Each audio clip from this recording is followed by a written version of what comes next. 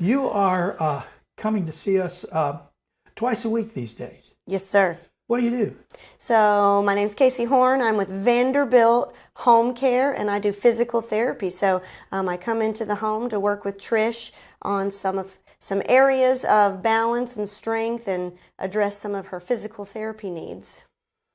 You are actually, this service that you're doing is we get it through Medicare, so we don't have to pay anything for it. So I'm very happy about that. But I'm also extremely happy that Trish has somebody watching out for her mobility. That's basically what you do, right? Yes, sir. Yes. So on one of the last trips that you guys made to the doctor, there may have been some concern about some balance issues or maybe just some strengthening issues that maybe she's gotten a little weaker in the last several months or over the last year or so, but someone recognized the need to incorporate a little bit of balance training. And so, yeah, I come in and Trish and I work together on different exercise activities so that when she's moving around the house and trying to be independent and mobile with her activities of daily living, that she's safe and stable. And really, we're working to reduce fall risk. Is Trish a difficult patient? She's challenging. She's not difficult by any means, but there are some challenges that come along with her cognitive ability to process some of the instructions. So with patience and repetitive cueing and instruction, sometimes visual demonstration is helpful for a patient like Trish. Then she can mimic what you're doing and get the benefit of the activity. And then again, some kind of tactile cueing, tapping the right leg, making a big, large motion for her to follow along with verbal cueing, and then allowing enough time to pass for her to process the information without rushing her into it. Then she's able to successfully do the activities. And she's become better, right? Yes. I believe this would be my third, maybe fourth week here in the home. And yes, from our very first time together until now, by learning via repetition, we do a lot of repetitive things and then we add on and build. So the first few weeks, we kind of laid a foundation of small movements, one thing at a time. And as she's gotten accustomed to the routine, she can build on that to more progressive activities. And so she has improved in much of the areas with all of our activities. You know, I'm basically providing 100% of the health care of her caregiving. Mm-hmm. I'm having, when we do this podcast, we have people who tell me, you're no professional. You shouldn't be doing that.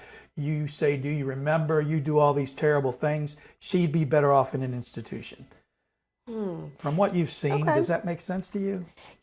Everyone is entitled to their own opinion, but I think to keep a loved one in the home, in a familiar setting, for as long as possible is what's best for the patient. These are her familiar surroundings. You're her family. She knows and she trusts you. She feels comfortable. And so that is going to help with things like her blood pressure stays lower because she's not anxious about being in an unfamiliar environment, and things are very familiar to her. And you guys have a routine, and so the bond that you guys have and that deep connection you guys have is very important for her and for her stability. So for patients, as Trish has you to help monitor her daily and help her with her daily routine. Not everyone is as fortunate to have a loving caregiver to keep them in the home. And so facilities and placement are very safe when you find the right fit. But I think the home environment is a really positive, I think it's a really positive choice for the family, and I think it's good for the patient. Have you had a chance to watch any of our podcasts yet? I watched a tiny clip of the very first one, and so I need to... You'll watch this one, though, won't you? I'm not sure. Oh, you don't want to see yourself watching? No. And if I, excuse me, if I could just... Yeah, I won't even be able to listen, I don't think. Oh, really? Mm-mm. Oh. I'll try. Okay. I want you to see. Okay. Because you've really helped me a lot. These are exactly what I was looking for. Okay, good. Exactly what I was looking for. I'll try, Trish. I'll try for you. I'm of the opinion that that thing right there, television, ruins more people's health than any other thing in the home. What do you think? Wow. Because old people sit and watch that damn thing all day long. Gosh, no one's ever asked me anything about, typically it is like food related and then like not enough activity. The TV could lead to inactivity because people do sit and become sedentary. I think it could be a contributing factor. Man, that's hard for me to, we may have to circle back and I may have to think about that because there are so many things, and especially these days where we have access to tablets and phones, and there's this kind of screen in so many other forms. People sit on their laptops. So if you talk about screens in general, it could be. I see people of all ages with a little tablet in their hand and just scrolling aimlessly. Maybe it's a phone, maybe it's a laptop, but maybe it's a big screen, and you do tend to get stuck in front of it, and then you become sedentary, so then you become weak, and the health can decline rapidly. Is it the number one factor? It's possible. Could be. I value your opinion. It could be, but it's definitely probably up there on the list for people in the home.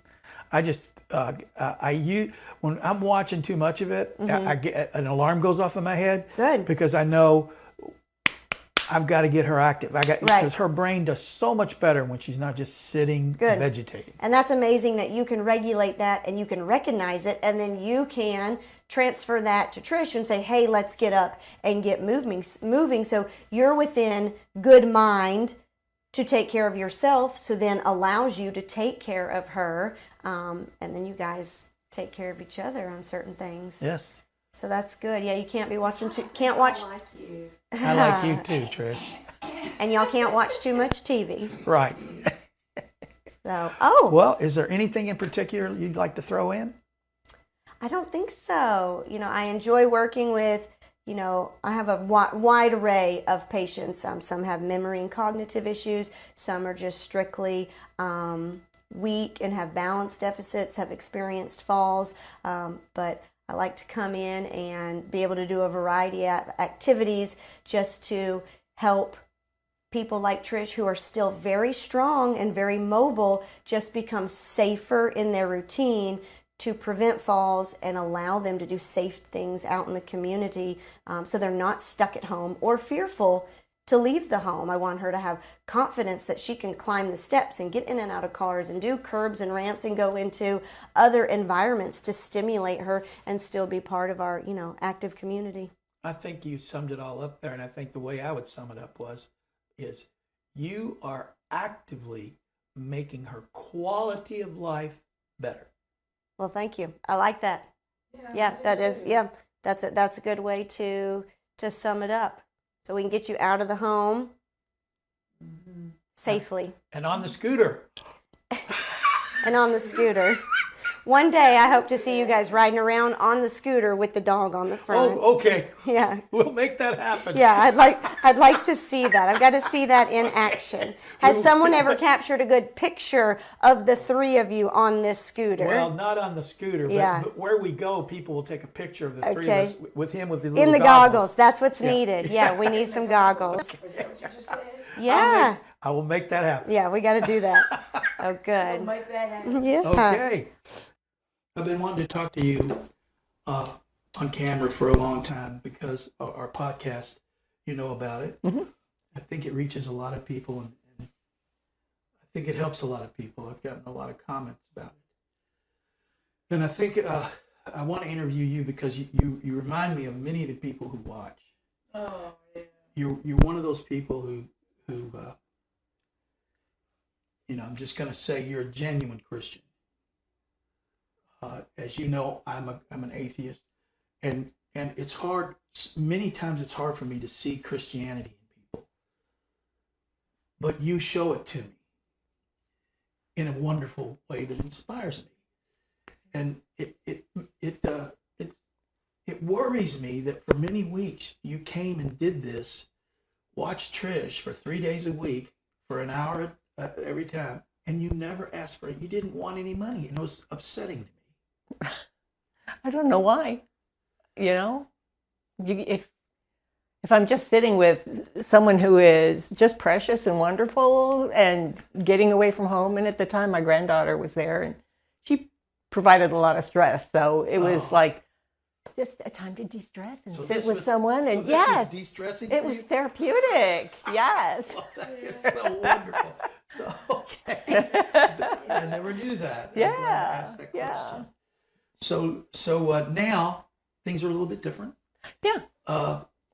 The other day when just before you left, you mentioned to me that you'd noticed some more confusion.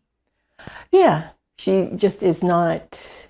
She just can't focus, really. She just rambles about one thing or another and doesn't make any sense with what she says. And I don't think I told you this, but that happens every afternoon. It just almost never happens in the morning. Oh, that's odd. Can you offer any suggestions to me for how to change things to make things better? I think you're doing amazing. I can't really think of anything that you could change. She's familiar with the area, and I found my mother had Alzheimer's, and as long as she was comfortable with the setup and where her room was compared to where everything else was, so when she got confused, everything was right there. Yeah. So she didn't, stress out majorly. And I think that's good for Trish. She's familiar with the territory. She knows where everything is, and that helps her not to be too worried. But she is in the advanced stages, I think. Yeah. Does that? Yeah. When I would do research on it, that the symptoms fall into the advanced stage. So my question to you is, there are people who are making comments that tell me that she would be better off under professional care, and I just push back on that because I think she could not possibly be happier. They have these places called memory care. Yeah. They're the very expensive part of nursing. Yeah. And there are people who tell me that's where she should be. I don't know if she'd be any happy. She wouldn't be any happier there. She may not know the difference after a while. But, she's loved and she's cared for and she's comfortable. She is. And, I know it can end up being a lot on you. See, it's not really a lot on me. It's just, that's my job now. I've accepted it as my job. And it's huge, as you know, huge rewards. Yeah. The way she is. And you're taking care of someone that you love very much. And that means a lot to you, too, that you can provide for her and still watch out for her. I have most of my friends are Christians. They are. Yeah. And like you, they don't preach. They just live the life, and they're wonderful examples. And I'm blessed with so many wonderful people around That's me. good. Yeah, thank you. Yeah, you're very welcome. Yeah. The title Christian is... I stopped wanting to be called that a while back because I met too many people who claim to be Christians and their life is totally not what the Bible says it should be. And they use it as a weapon. Yeah. Don't they? Yeah. It's a weapon. They'll say, for instance, they're sitting across from a Jew and they'll say, "Merry Christmas." Oh. It's like they're poking buttons, and all these people who say it's un-American to say Happy Holidays. Well, you're just trying to be kind to people. Yeah. Yeah. I think it's okay for me to say God bless you, and you take it as I mean it. Yeah. And there are people who say Assalamu alaikum to people who are who look Arab. You see them walking down the street and they look very Arab. So I say Assalamu alaikum, and they're so delighted. They're so happy. They smile. Listen, an old white guy saying this to me. Yeah. So I don't think it's what you should tell other people. I think you should witness. Yeah. Like you do. Yeah. Live your life the way it's supposed to be lived. Yeah. You don't have to go beat people in the head. You let me meet your husband. Yeah. Isn't he a sweet man? He is. He's come a long way. Have you had to beat it into him? No, I let God do that. Yeah, I tried to tie my hands. Don't say something. God would have to really poke me to say something because he would take it. He would take it in such a hard way. He would if I had to say something, like he said something really mean or did something, or to me or whatever, and I had to say something to him. He'd like, oh, I'm the worst person on the face of the earth, and I'm just, and he would just beat himself up. Oh, and really? so, Really? So he's sensitive, yeah, really sensitive. But I see your husband as a man's man. Yeah, He really is. he is. Tough guy, Kind of, yeah, but with a real tender heart underneath. Yeah, Well, that's very real sweet. sensitive. Very sweet. Is there anything you'd like to say either about Trish or? She's precious. She's just really, you can see what her personality has always been, Yeah, and the kind of person she's always been. That is not left. it hasn't gone away. Yeah. So it's a blessing getting to know her. And I don't deserve her. Yes, you do. I wasn't being solicitous, but thank you.